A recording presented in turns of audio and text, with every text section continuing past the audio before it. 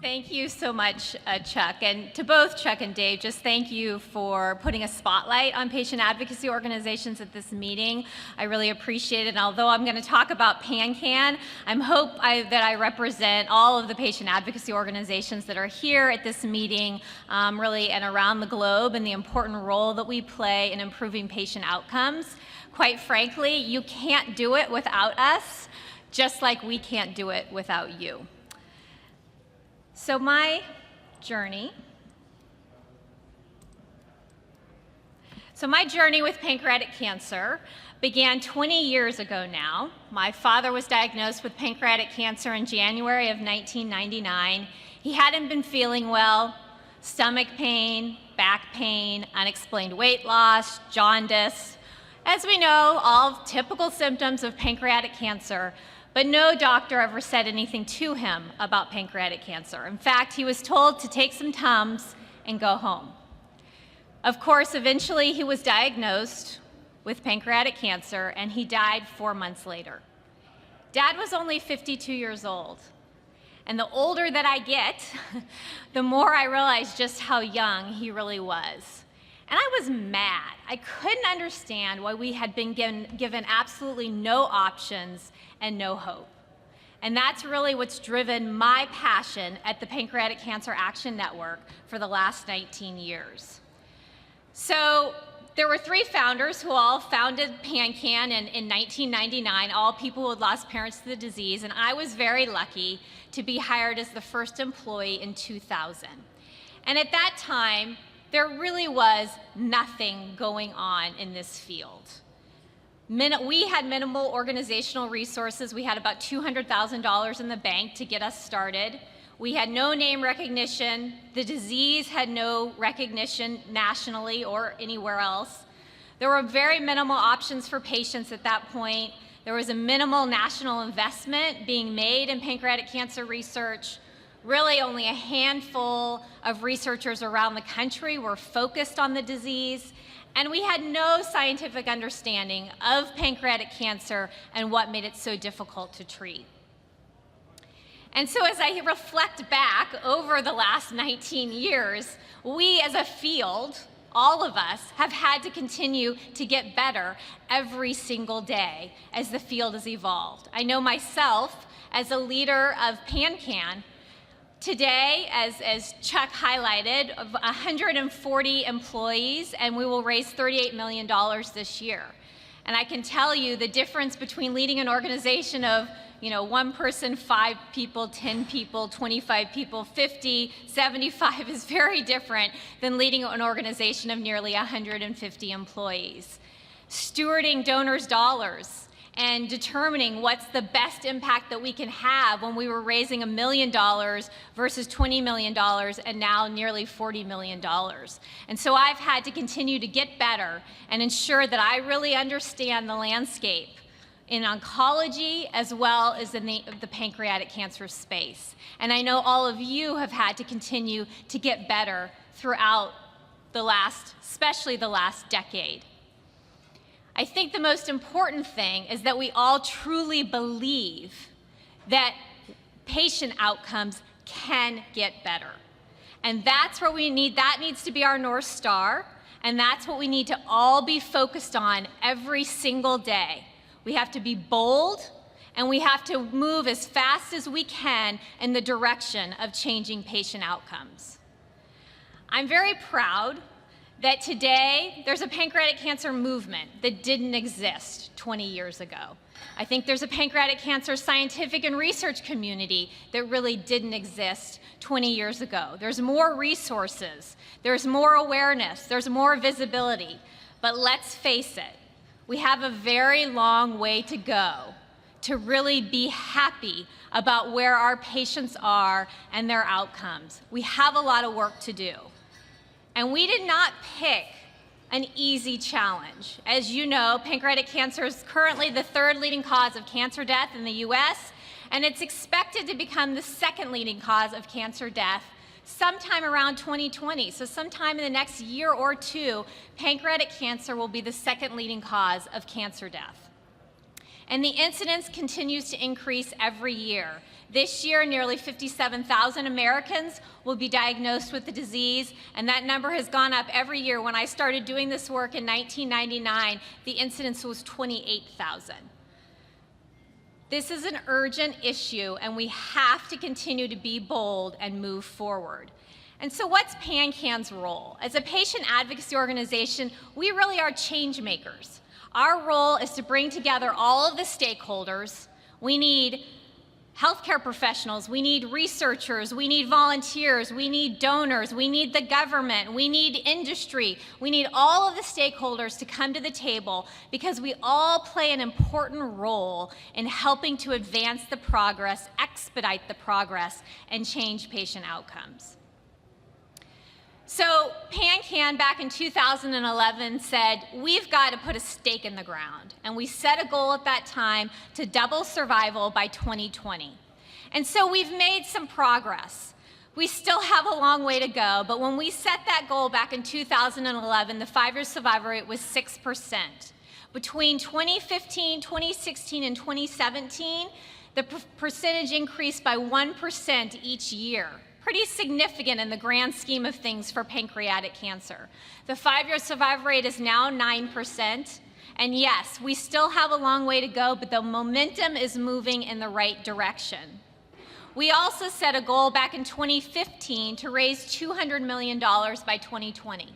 And it wasn't just because we wanted to raise more money, but it was because we had a plan, and those were the resources that were going to be required to carry out our plan.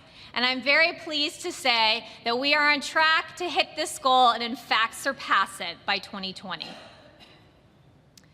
So we've really identified 6 challenges that we as a field, and PanCAN is certainly focused on overcoming so that we can accelerate progress. Challenge number 1 is there's still not enough researchers or resources in the field. It is certainly far better today than it was, 10 years ago, 20 years ago. But we need to encourage more researchers, young researchers, to focus in pancreatic cancer. And I've heard lots of discussions at the meeting about mentorship and highlighting the junior investigators, so that's great. That's how we encourage people to come, young people to come into the field and stay in the field. And then we have a job. One of our jobs, PanCAN's jobs, is to make sure that you have the resources that you need to do your work, both public resources and private resources. Challenge number 2, there's no early detection method, right? Patients are diagnosed too late. As you know, 81% of patients are diagnosed once their disease has spread.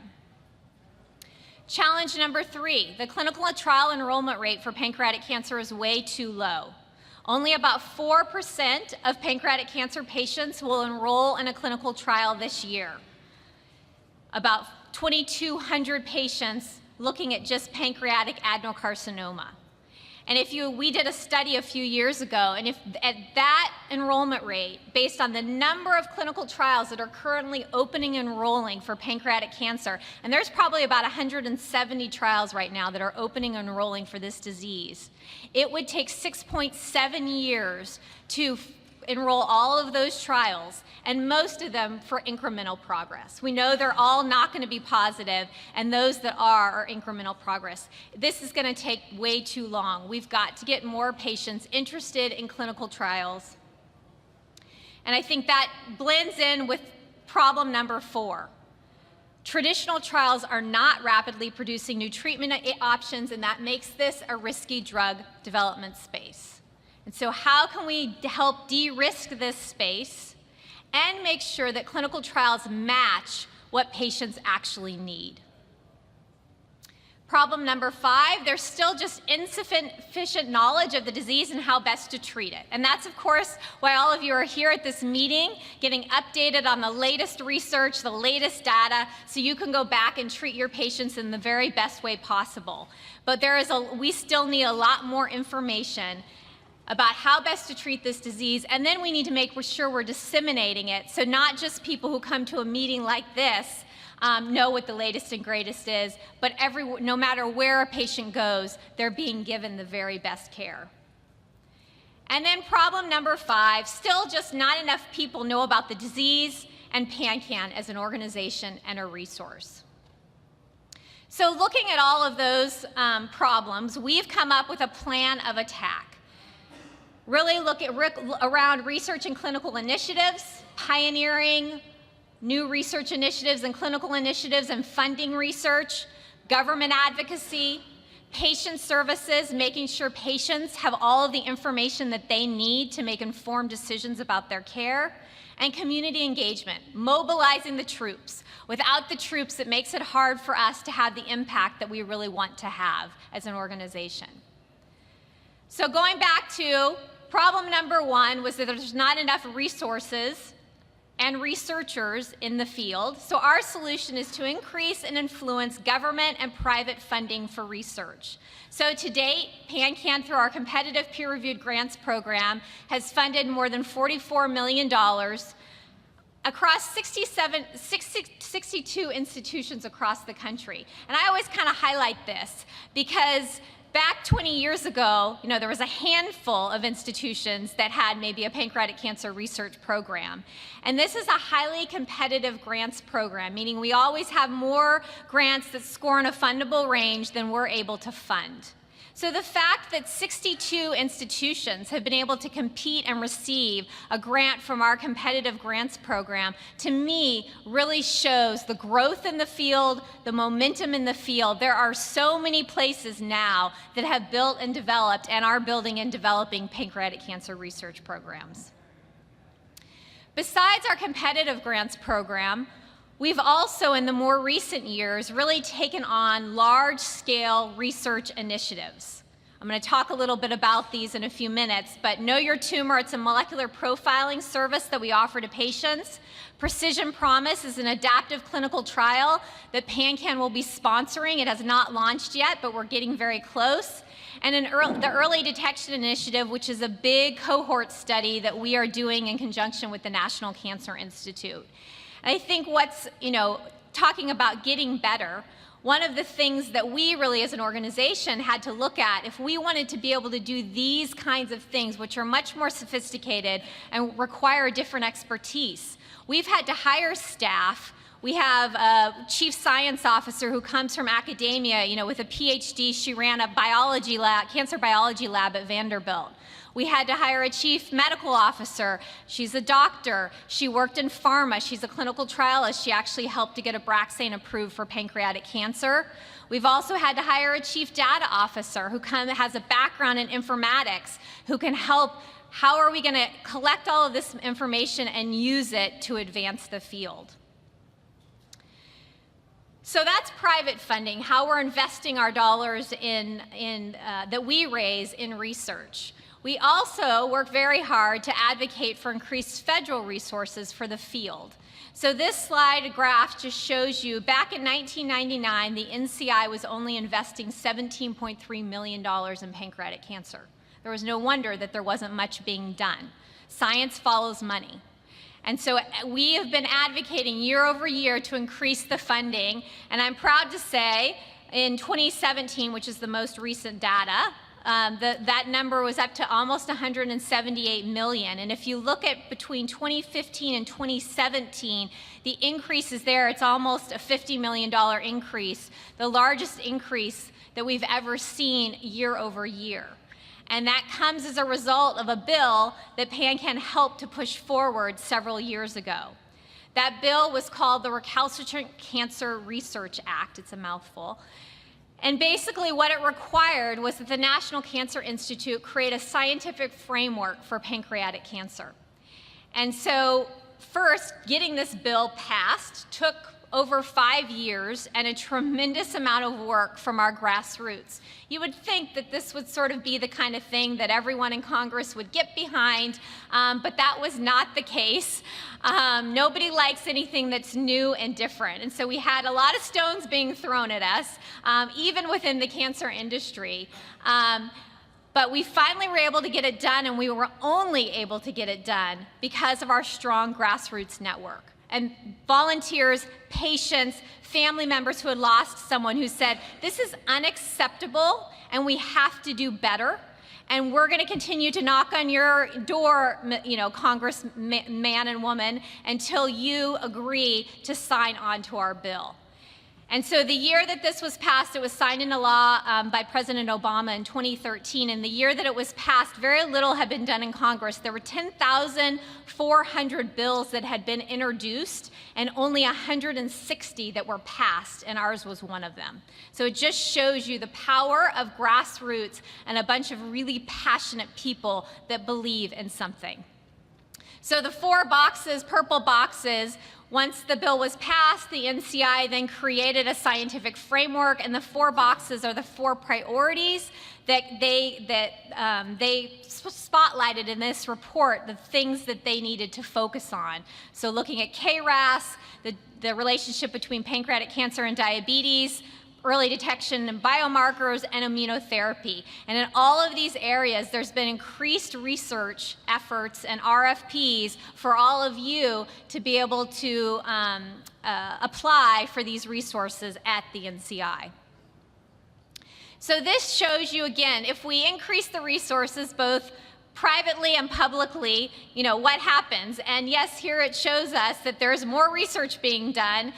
This is the annual peer-reviewed pancreatic cancer publication since 2000, 6-fold increase since 2000 to 2017. And this means that there's more research being done, it's being published, and then others, of course, as you know, are able to use that work to advance their work. And then finally, probably most importantly for our patients, is this leading to more treatment breakthroughs. And I think this shows you nicely that especially in the last 3 years, really, 3 or 4 years, there's been a tremendous amount of more activity than there was in the prior 10 years before that. And I had someone ask me one time, well, how do we deal with this, just incremental progress? And incremental progress is okay if there's a lot of it. If there's a high volume of it, like there is in the last few years, that's okay, and that's probably what's to be expected. But if there's no incremental progress over 10 years, that's not okay. And that's when things become flat and stagnant, and we have no new options for patients. So I think, finally, the foundation that has been built for this field over the last 20 years, funneling more researchers into the field, better understanding the basic biology, better understanding why it's so difficult to treat, is starting now to lead to more treatment breakthroughs. So second problem, there's no early detection. So our solution, we need to educate about the symptoms and risk factors and develop an early detection strategy. So through many different campaigns that we do, we educate about the risk factors and symptoms, just like my father, who had very common pancreatic cancer symptoms, but nobody knew it. And had maybe we known 4 or 5 months before, maybe he would have had a bit of a different journey. Maybe he would have lived just a little bit longer. We're also partnering, as I mentioned earlier, with the NCI on a big cohort study that we're calling the Early Detection Initiative for Pancreatic Cancer. So as you know, there has been research in the last few years that tells us that some people who, over the age of 50, who get new onset diabetes, for some of those people, that is an early symptom of pancreatic cancer. But we don't understand who are those people that will go on to get pancreatic cancer and who just have regular diabetes. And so this is a study that will look at 12,500 new onset diabetics over the age of 50. NCI is paying for some of those patients and for the blood work, basically. Originally, their plan was to take blood, put it away in a refrigerator, and then someday when there was resources and someone had the bandwidth to go back and look at it retrospectively and try to determine what was happening. And so PanCan said, we don't want to wait.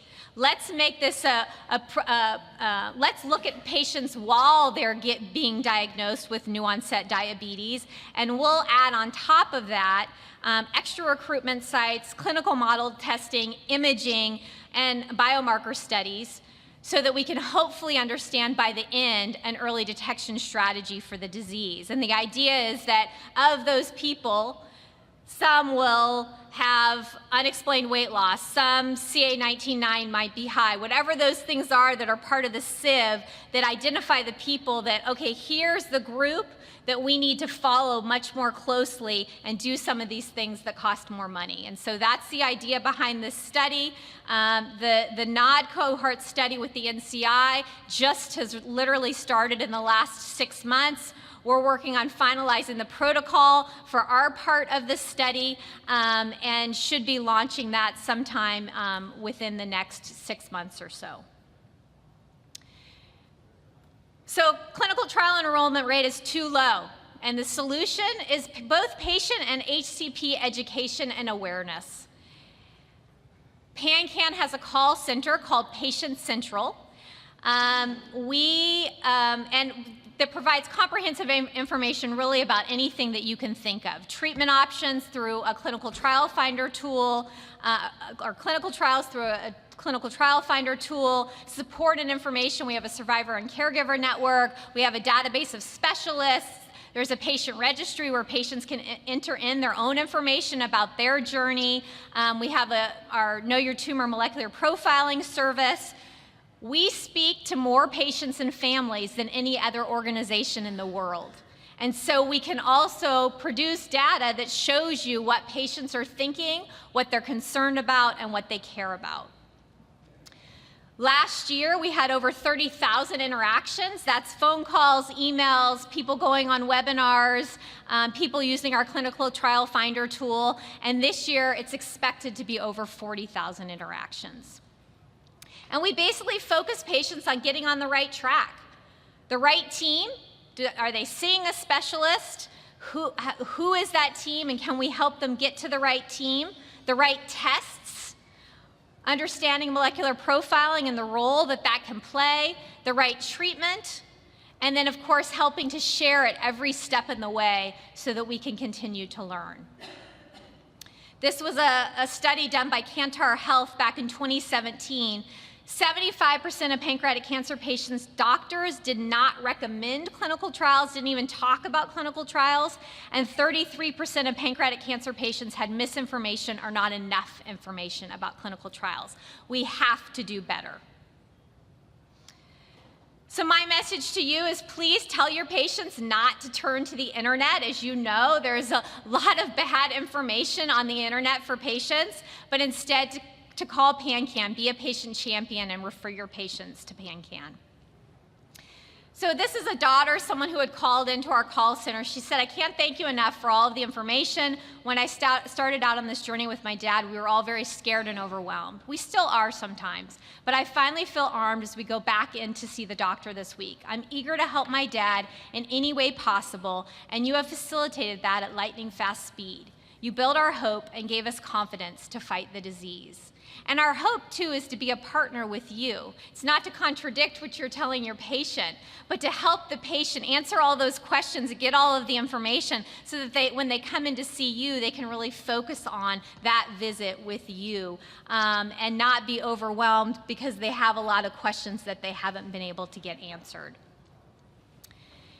And then I also want to make sure that all of you know that we also have healthcare professional services. We have information and resources that are available to you to help your patients and help you in your practice. So clinical trials are not rapidly producing new treatment options for our patients. This is a risky drug development space. We also know that many of the clinical trials, especially, I would say it's actually gotten better, but clinical trials 5 years ago didn't very well match what patients really needed. So our solution is we need to influence smart, efficient, and cost-effective trials. And so this is a paper that we published in JAMA Oncology back in 2016. That basically did a review of all of the clinical trials all of the pancreatic cancer clinical trials since 1992.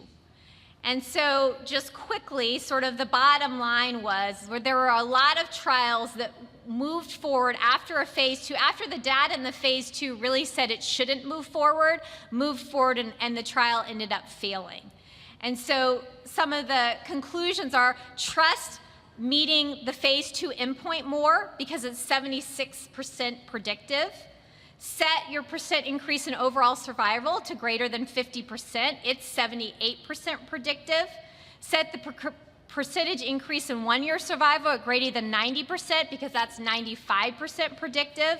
When we looked at all of these trials over those years, there were 11,571 patients that could have been reallocated to a better, smarter trial. And so as we looked at the landscape of clinical trials, and we think about also how long trials take, how expensive they are, that they're done in silos, you're just looking at this treatment and just looking at this treatment. And here's the slides just showing, as you all know, the extreme cost in drug development and how long it takes. We started to think about how we could do this better. And so that started with a program called Know Your Tumor about 5 years ago now, at a time when molecular profiling was not being used in pancreatic cancer, and there was really no data to tell us if it would be helpful. And so PanCan said, well, we're gonna try to learn. We're gonna help the field to understand, is molecular profiling, is understanding the genetic makeup of a patient's tumor, is that useful in helping to treat patients?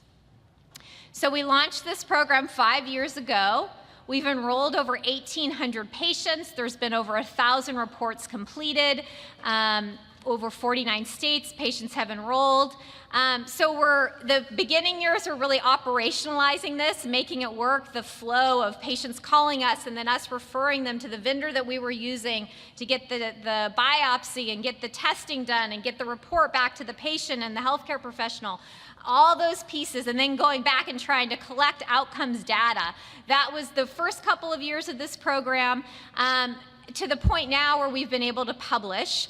And our latest publication, which was last summer, basically stated that 27% of pancreatic cancer patients have actionable mutations. And if one of those patients with an actionable mutation goes on the matched therapy, their outcomes are better. And this is just a story of David, who was on our Know Your Tumor program. He got his test results back that said that he should start Keytruda, and he's had a 91% shrinkage in his tumor, and he's happy and doing well. And these are the kinds of stories that we need to continue to share, that if we step outside of our comfort zone and we think about things a little bit differently than the way we've thought about them in the past, we can start to accelerate progress and improve outcomes. And so Know Your Tumor really led us to Precision Promise. So Precision Promise is an innovative model for accelerating treatment options. It's an adaptive, randomized, phase 2-3 registration-ready clinical trial. That's a mouthful, but what that basically means is that you can get a drug approved in Precision Promise at the FDA. And an adaptive clinical trial just means that there is multiple arms. There'll actually be 2 standard of care arms, both gemcitabine and Abraxane and FOLFIRINOX. And then there could be a bunch of combination arms. There could be 10, there could be 20 combination arms that are all running simultaneously. Patients are randomized. If an investigational arm is doing well, it stays on and it graduates. If it's not doing well, it comes on. It comes off, another one can go on. The trial never has to stop. So even though an investigational arm goes off, the trial itself doesn't have to stop. It just keeps adapting. Patients also can be re-randomized on this trial, and that's actually never been done in a clinical trial. So there's a lot of unique aspects to this platform. We're excited to be kind of pushing the boundaries. We've been working with the FDA for the last 2 years on the statistics and the model. Literally just about a week and a half ago, we submitted all the paperwork to the FDA for approval, and we have our meeting with the FDA on May 22nd. with the hopes that we will be launching this trial sometime in the fall. And we will be collecting robust data on every single patient. We can, effectively or efficiently test new drugs and combinations, and we can learn faster. It uses less patients much fewer patients per arm. At the most, any investigational arm, if it was going all the way to FDA approval, would have 200 patients on it. So far more efficient, faster learning than a traditional trial, and also less expensive for a pharmaceutical company. And so this just gives you a sense of sort of all of the pieces. It's a massive undertaking for an organization like us. We are the IND holder. We have a CRO. We're working with Berry Consulting on all of the statistics. It uses Bayesian statistics. We're working with Tempus to do all of the genomic sequencing and analysis. We've got experts from around the country that are helping us on all of these committees. The sites at the bottom were competed in order to be selected. There's 14 sites where this trial will begin enrolling. And of course, we can't do this without pharma.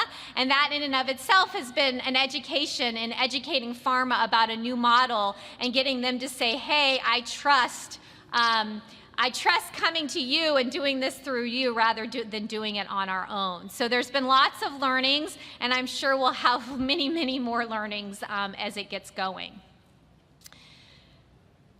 Not enough information and how to best treat the disease. So we want to collect data, generate knowledge, and make it widely available through sort of all of our various programs. There's lots of data that we are gathering, and we want to make sure that it's available to researchers, that we're disseminating that information, and that we're publishing it. We don't have to publish it. We'd be happy for others to come and use the information and help us publish it. But here's just a sampling of some of our research publications over the last 5 years or so. So finally, there's not enough awareness and funding. We need to heighten public awareness, engage more people, and raise more money. It all sounds quite easy.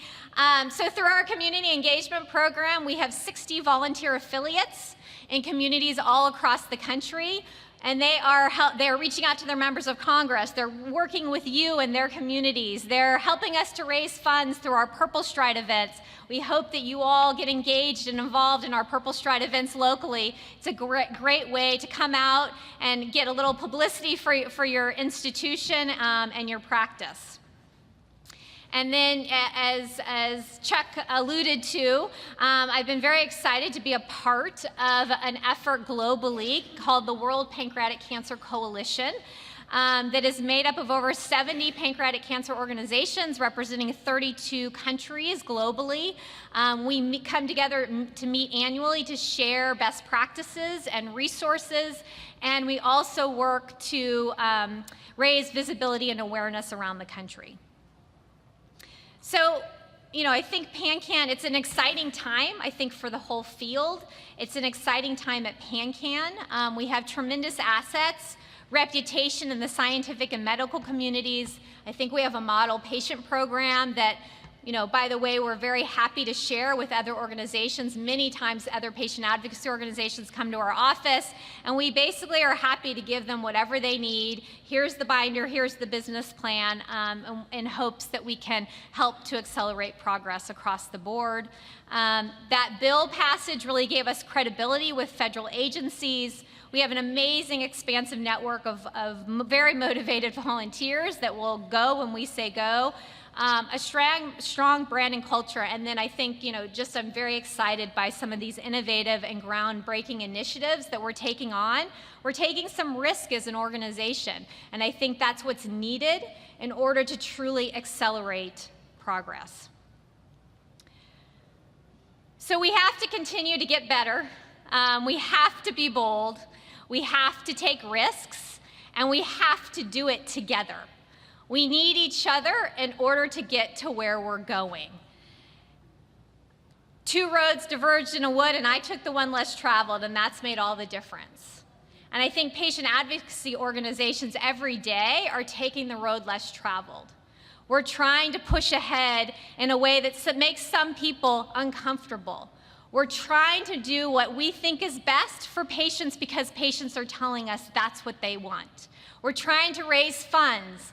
We're trying to help you accelerate progress. We want to bring the stakeholders together. We're a good, unbiased, neutral facilitator that can bring stakeholders together and then do what's best for the patients.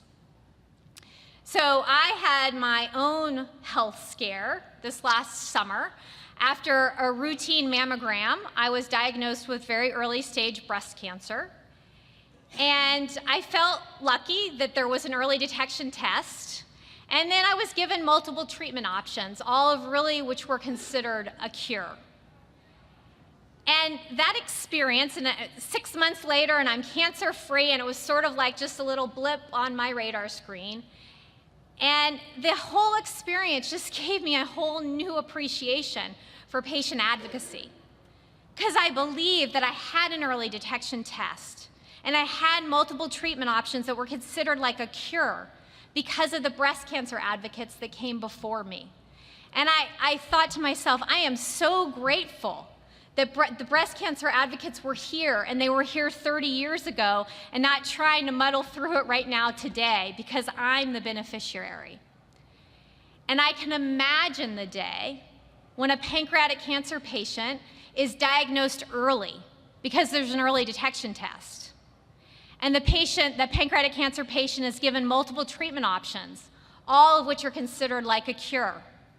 And that pancreatic cancer patient says, thank goodness for the pancreatic cancer advocates that stood up before me. I have no doubt that that day is in front of us, that we will get there if we continue to work together, to champion this cause, to be bold. And I look forward to partnering with you to change the course of history for this disease. Thank you.